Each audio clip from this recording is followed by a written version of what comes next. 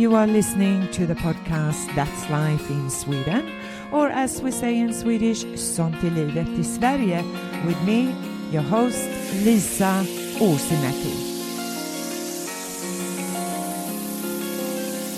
So today I welcome Dr Sanna Brauer, a Finnish teacher educator currently working at Tampere University in Finland, and her expertise and research is on digital open badge driven learning. Welcome to the program. How are you, Sanna? Thank you, and thank you, Lisa, for the invitation. I'm really excited about this opportunity to discuss with you about digital open badges and micro-credentials in general. Fantastic. Great to have you on the podcast. So, Sanna, to begin with, let's talk a little bit about your background and particularly your interest in digitalization. Yeah, sure. I'm a professional teacher and working in a professional teacher education. I also have my professional background in theater. But from the very beginning of my professional career, I always wanted to develop education in this field. And through different kind of development projects, I actually ended up in my current position as a senior lecturer here in professional teacher education in Tampere, Finland. And I've been studying throughout my career to be a teacher, to teach in a foreign language, and also to learn from digitalization.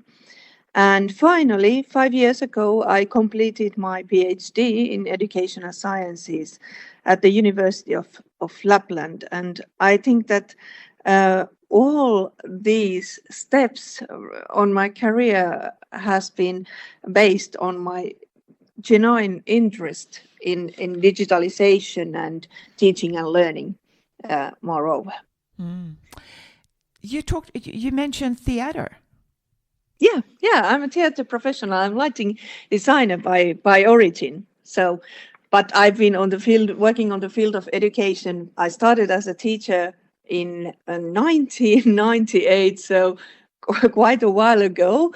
And I've been already working as a teacher educator almost 20 years. So quite a while.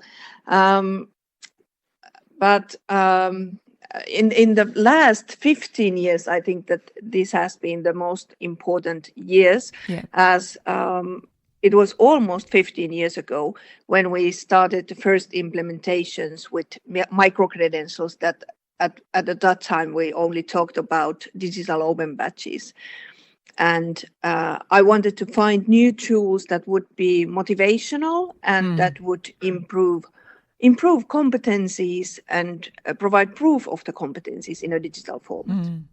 So to those who are not, or to those who are unfamiliar with these terms, micro-credentials and digital open badges, can you explain what this means?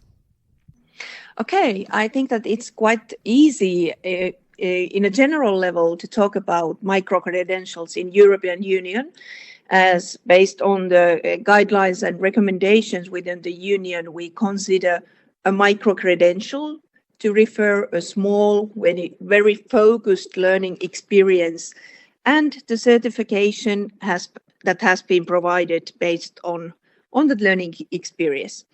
And these credentials are particularly relevant for upskilling and reskilling, and they has been designed as we think about the needs of the changing job market. But still, a micro-credential, it can be kind of a short learning experience, but it's still a regular credit.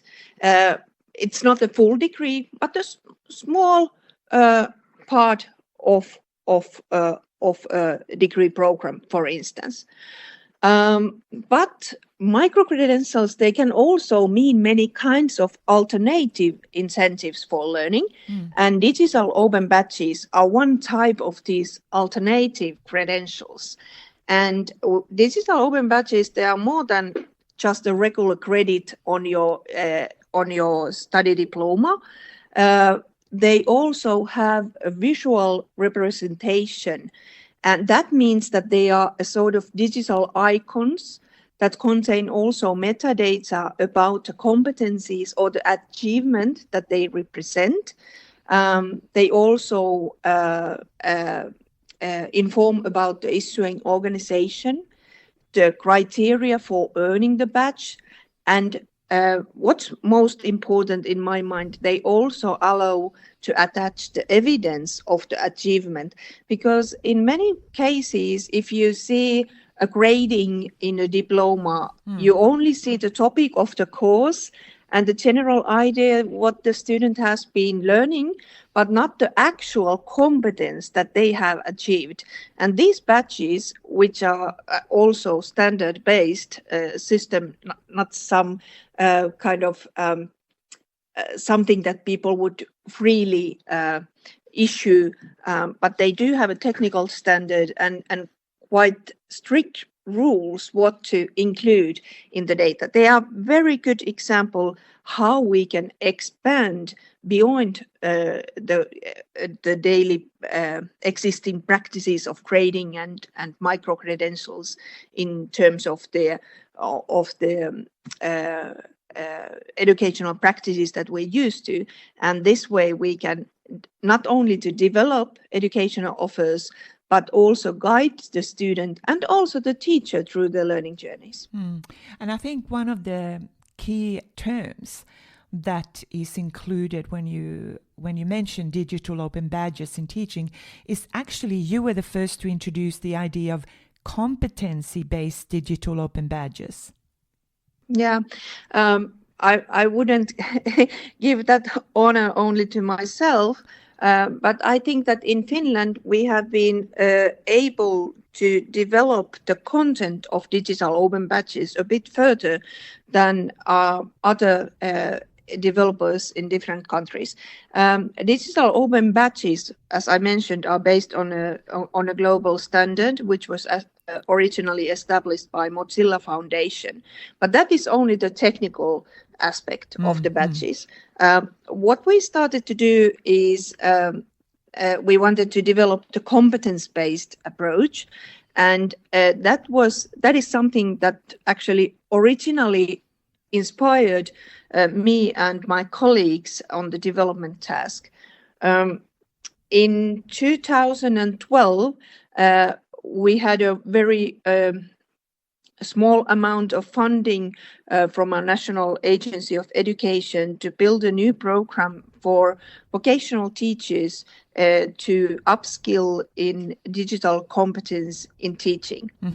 And we wanted to provide them with something inspirational, because at that time many teachers were it was compulsory for them to take part in this kind of training in Finland.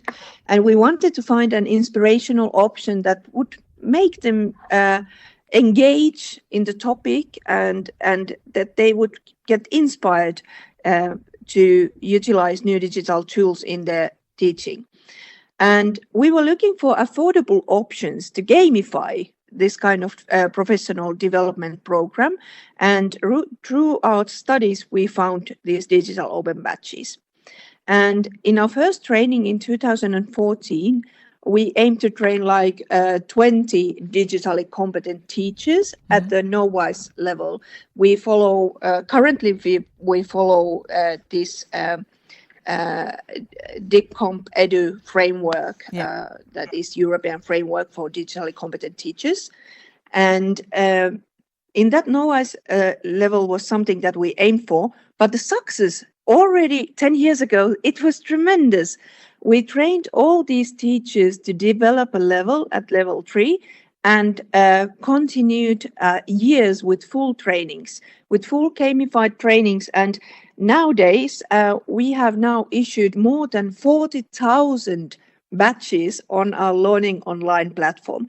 This program was called Learning Online, so simple as that. It was a WordPress site and then the badges. And 40,000 times Finnish teachers have concretely developed their own teaching in practice using new digital tools. And that is something worth for mention.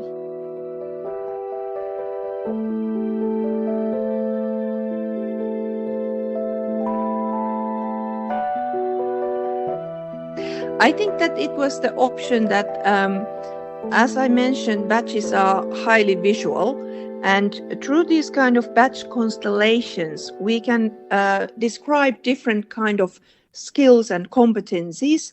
And based on these descriptions, teachers can actually already recognize that, okay, I already have that kind of competence.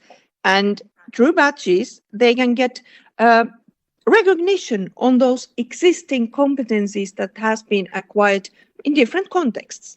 And that is something that you get a reward, that you can already do this. And it means that you get a boost on your self-confidence.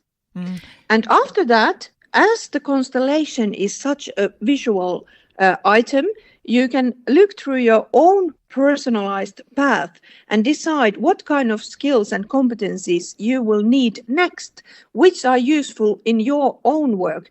Because in many years I've been training teachers, and I have had this kind of traditional trainings, and people come to my training and they sat on the back row for a full day, and they listened and write their emails at the same time, and after the training, they say that this is so inspirational, and now I'm going to use all that I've learned in my work. And as we met in 6 months or after a year, and they said, hey, nice to meet you, Sanna. I remember what you thought of us. It was so inspirational, but I haven't used it yet. The difference in learning online and digital open badges is that teachers, they have to apply what they have learned right there as they apply the badge as a proof of the not participating at the training, but achieving competence in the training. And they apply the newly learned skills in their own work. That's how they make these 40,000 actions to improve Finnish education with digital tools in practice. So maybe that's a little bit has got to do with the secret why the Finns continue to show brilliant results for their teaching among their students each year on these all kinds of assessment tasks. You know, I'm thinking of PISA results and that, because they still have a great deal of autonomy to not only to choose their own professional development. Yeah, and that is something that has been emphasized in Finland for many, many years. And we have also tried out this kind of programs in teacher training where we had compulsory badges that the student teachers were not able to decide not the amount or the order of the badges. And the results they were not nearly as good as in these kind of free-forming study paths that these in-service teachers were able to choose. So how do you think the competence-based digital open badges have been received by the universities? I mean, it is formally implemented in universities and higher education. Higher education. Yeah, I think that they have been well received by some, not all of the universities in Finland, but the discussion around micro-credentials has been ongoing for many years. And as we know that these big ships, they do not turn very fast. And as we have learned that in European level, there has been this recommendation for micro-credentials is 2 years old. And now we have actually had the first fundings for policy management developers, how to put these guidelines into action.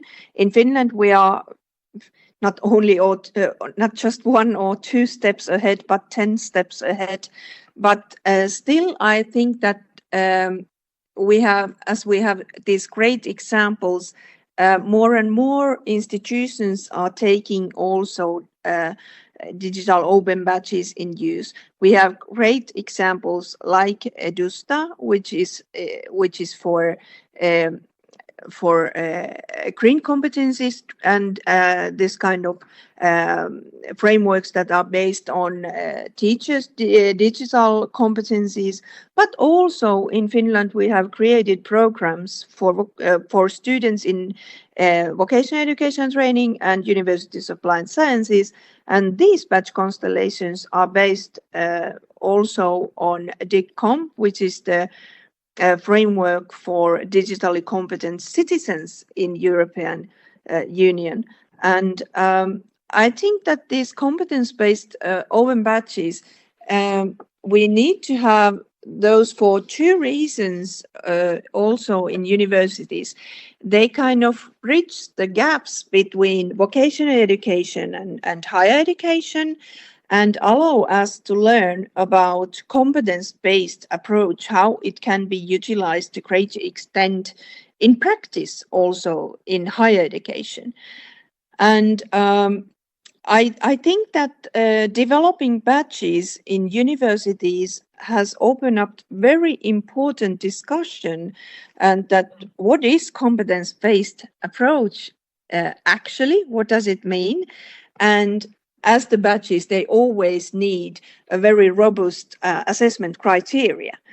And in universities, it has sometimes led that we also realize that it might affect also on curricular development as well, because batches actually, they are very equal and transparent form of assessment. And that also means that students, as they show and demonstrate their competence, the teachers should be able to assess them in also very equal and egalitarian way.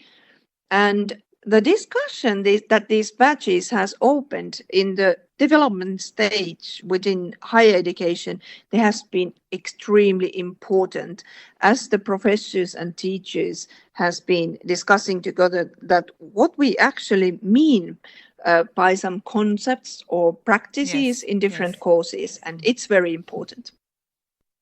And Edusta is a good example of the very new theme of sustainability that explains that that shows out that we understand these concepts differently, but batches can explain them quite nicely in detail. So, do you think competence-based digital open badges will replace formal degrees? No, I don't believe that they will replace formal degrees. But I think that they offer a very valuable complement to traditional degrees. They are kind of additional layer of recognition that can promote students' competencies. In many European countries, badges are used at the first stage to promote, for instance, general competencies that in many cases kind of they stay behind the substance course items, and we want to show out that our students have for instance, competence in sustainability or international affairs or so on. But also what I think is important, that students can collect these badges on their portfolio, and they can validate their learners' portfolio and show their competencies to job market to greater extent. And also that what I would like to emphasize, that they are a very important tool for teachers to build inspirational study paths and provide options to gamify their daily teaching practices and so on. They will not, to answer your question, they will not replace formal degrees, but they also offer a very interesting idea, which is written in that recommendation by European Commission, European Union, that we should be able to provide micro-credentials, including open badges, that people could achieve competencies differently in formal education, but also through informal learning. And that means that maybe in the future, at least in Finland, we have had this kind of discussion as the economical situation is a bit difficult here at the moment. And it means that there has been cuts in education in the budgets of the educational institutions. And also, if we look through the working life demands, that they really need new skills and more personalized skills on the job market. It means that through batches, people can build their own portfolios. We have been also talking about this kind of nano degrees. It's a very bad term, I know, and I don't want to use it, but it means that you can kind of customize your own degree by collecting different kind of micro-credentials and digital open badges from different educational institutions, from different level of education, from vocational education, higher education. You may collect some competencies from working life, or also from liberal education. That is also a raising option here in Finland. So thinking about the word competence, now there is something that I have read, I think you're using a term called the desired, the concept of desired competence. Can you just explain, what does that mean? The desired competence is something that we want to be able to describe kind of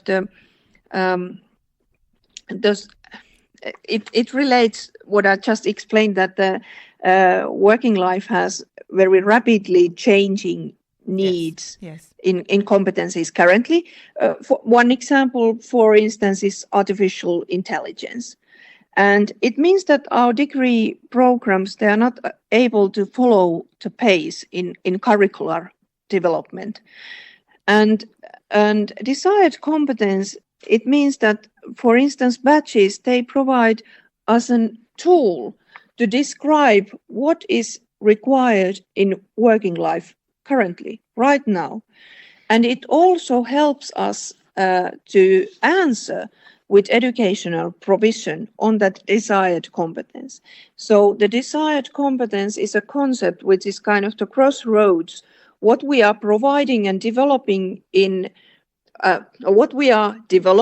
educational institutions, what we are providing through our degree programs, what are the competence requirements of the working life in as general competencies which are quite stable, and also what are the rising needs, the new needs, rapid needs of the working life at this stage. And the next question then is, who does the evaluation of the badges?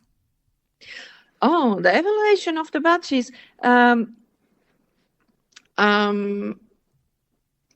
it's typically done by qualified assessors who have expertise in the specific area that they are assessing.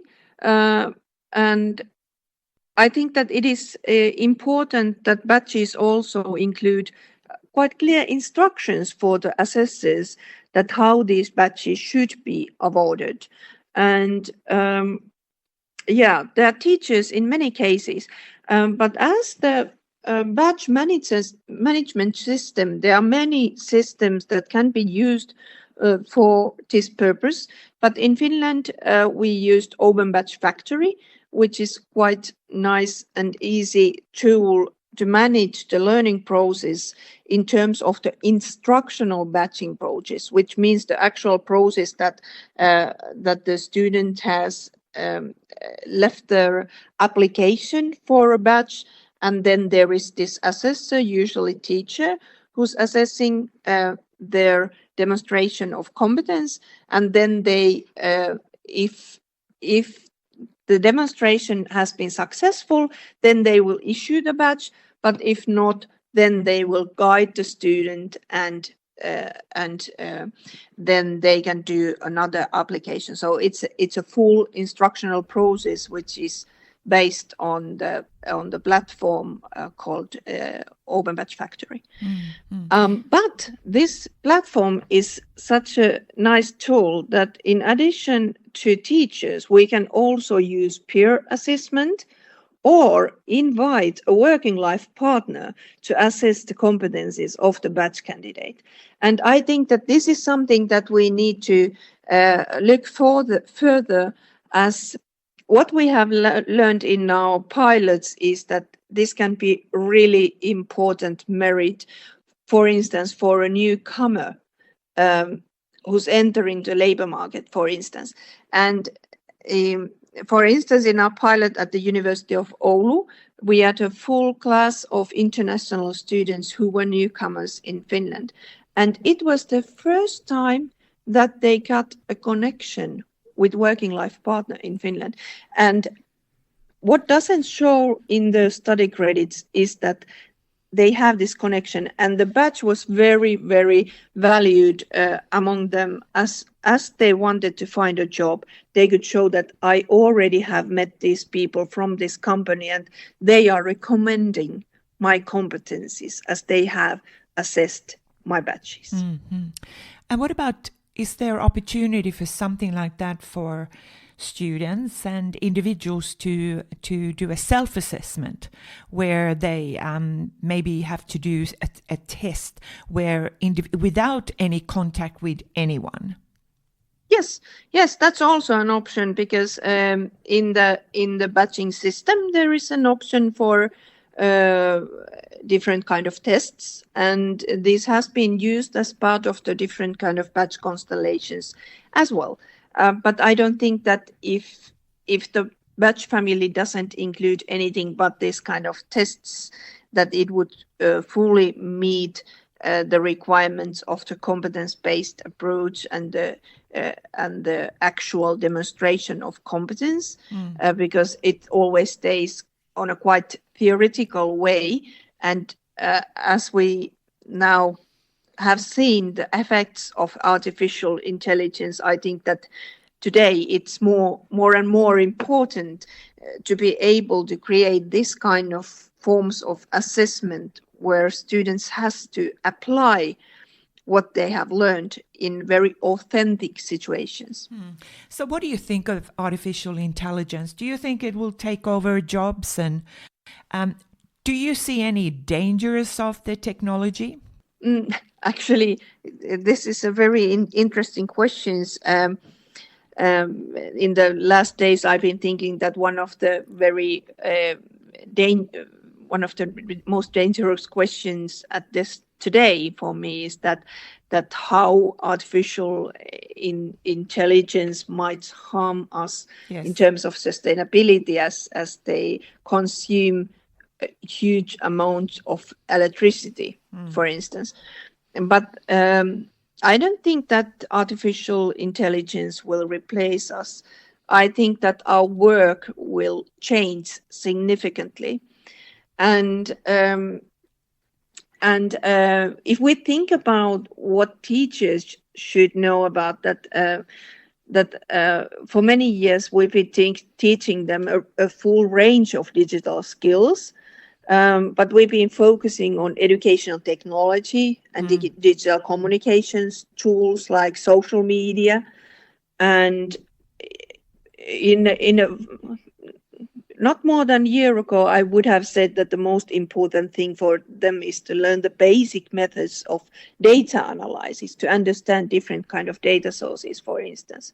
But I think that now we are in front of such a huge change that we'll have to think over how we work. And that is also the reality in working life for our students who we are preparing in different fields of substance. And it means that if we do not get the skills and practices of how to use artificial intelligence in daily lives, how we could teach our students. And I'm very worried that in many cases our students are already a step ahead. But still, even though they are trying out different tools, they do not know how to use them safely and ethically and so on.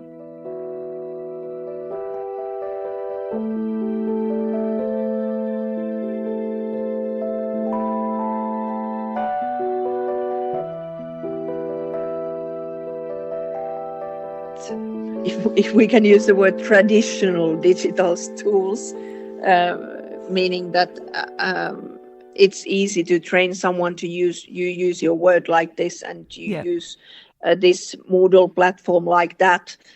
It's the easiest part, but I think that we need profound understanding of pedagogical design, and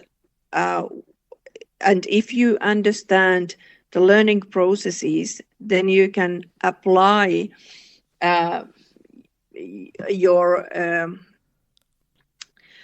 your practices also in digital settings.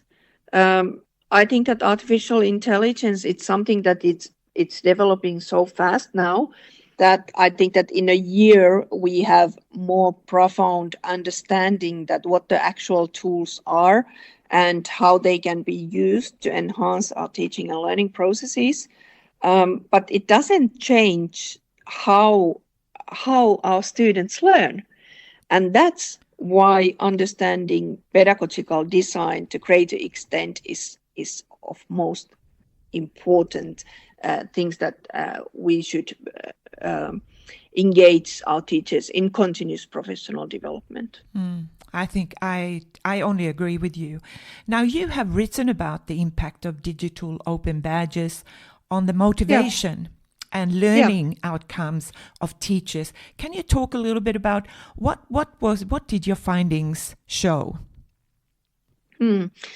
Yeah, I already mentioned that it's very important that people understand that what kind of competencies they have, and that it helps them to boost their self-esteem as they feel capable and confident. But badges, they actually, in terms of gamification, they act as quite of immediate, tangible rewards for progress, and that way they enhance learners' motivation. And I think that the best part is that they work in many stages of the learning process. They engage the student from the very beginning of their study path to start the first initial task. But after completing one task, as we know quite well that students, they often kind of start out and then they drop off. Yes. And then as we use these tools of gamification, we use the term trigger them to start the next task and one after that to follow. And in that way, we promote the similar sense of achievement and recognition as we feel in games. And that's very important if we want to build this kind of flow experience and enjoyment on learning. And it's very easy with badges as they really act like game elements.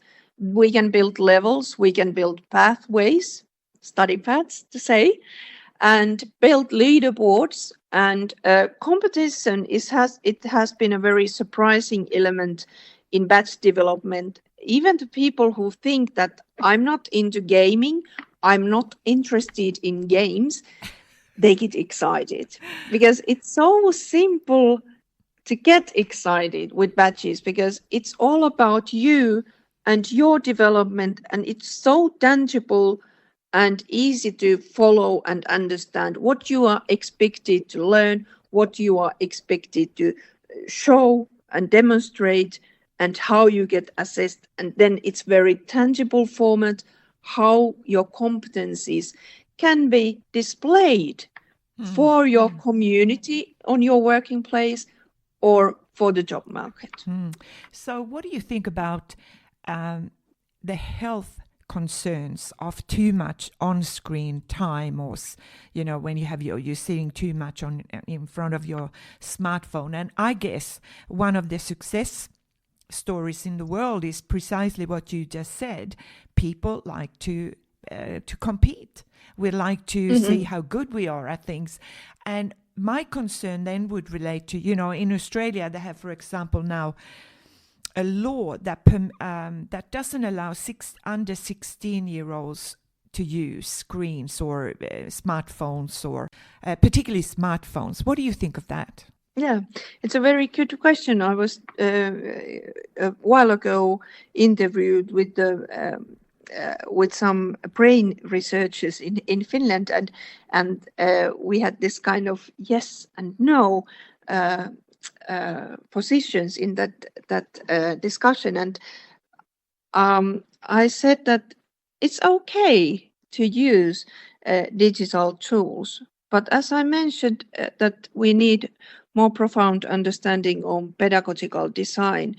And also for younger people, if they do not know how to use these tools in a specific purpose, and I mean that the teachers have to design how to use tools in a pedagogically wise way, and also our students should be able to comprehend that why we are using these tools and for what purposes. I also think that it's a wisdom from us as a teacher to include a very good amount of breaks, which can also include some activities that kind of inspire you to stand up and move a little, for instance.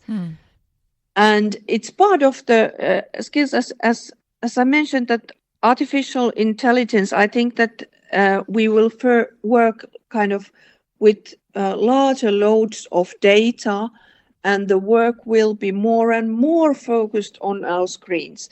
But I hope that the technology will develop soon in that way that we can change our working positions. And also as a teacher, we can already change between large screens and also smartphones and also our personal computers. That will change the position of our physical body, for instance. And also, if we think about how the day is actually going on, that could affect on that. But more important is to understand that the digital tools can also enhance our health if we use these tools that can follow our body measures. We are not using that enough in teaching and learning yet. We are still learning about how, for instance, our watches or rings are collecting data on our health, and we get benefit from that data too. But also, moreover, in the daily practices, we can use different kind of timers, for instance, and these basic digital tools. These micro-credentials and open badges, what we haven't talked about them yet is that they also represent this kind of bite-size learning. And it means that in a badge constellation is what I have found in my studies, that it's very essential that there will be badges that require different period of time to accomplish. And that means that, of course, every good badge, if you have the competence, it has to be very easy and fast process to demonstrate that competence. But to acquire the competence, people learn in different ways, and it can take a very different amount of time from a person. But in general, these badges should be built in that way that in the same constellations there are also smaller badges and also a bit larger badges, so that people can find a new learning opportunity for their days. As we understand that especially grown-up in-service teachers, they do not have that much time for this kind of pedagogical trainings. So they get inspired about the gamification. So they can collect a badge during their bus trip. They can collect a badge late in the evening.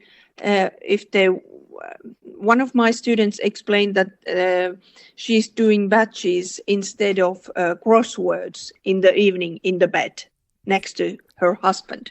But so in a way that if we build this kind of concepts, it's very important that we clearly describe the competence objectives so that people understand that how demanding this badge is, and people can, okay, this is a very demanding badge. It will require me to use a full working day for it, for instance, or half a day, or so on. And on the other hand, if there is a smaller, really a bite-size batch, that means, okay, it's an easy task. I can do this in 15 minutes. So it keeps on the flow of the learning. And it's very important that we keep kind of people attached to the learning process, no matter what they do in between the different tasks. And if the period of time gets too long, then they drop out. Sanna, it's been absolutely wonderful talking with you. So what are you doing for Christmas? What am I doing for Christmas? I'm going on my summer house, which is actually it's off the shore, and there's a straight line and visuals to Sweden, if we don't mind tens of kilometers between those countries. Yeah, but I will enjoy with my family. What are you going to do? What am I going? Well, I'm doing the same thing, but here in Göteborg, Sweden, there is absolutely not a little drop of snow anywhere. It's very grey. It's very boring. The thing is, there's always hope. The 24th, because every Christmas we've actually had snow. So I'm heading towards the countryside where my brother and his family, and I'm going to be spending time with the family, and that's all, and that's near a lake, and there's lots of snow, and it's freezing cold. So sounds good. Yeah, well, it will be lovely. But hey, I prefer the warm weather. I was actually telling them I might head for a warm country where there's plenty of sun. But yes. But then I have a lot of friends who are in these warm countries, and they said, "Oh, I wish we could come to Sweden or go to Finland and see some snow." But yeah, I guess we always want something that we don't have. Well, listen, it's been great speaking with you, and you too. Take care of yourself. Thank you so much. You too. Thank you for the invitation. It was my pleasure.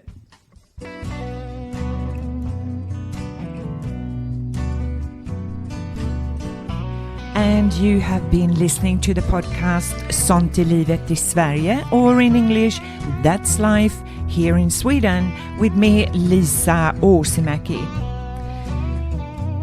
Till next time, take care of yourself and each other. Bye for now.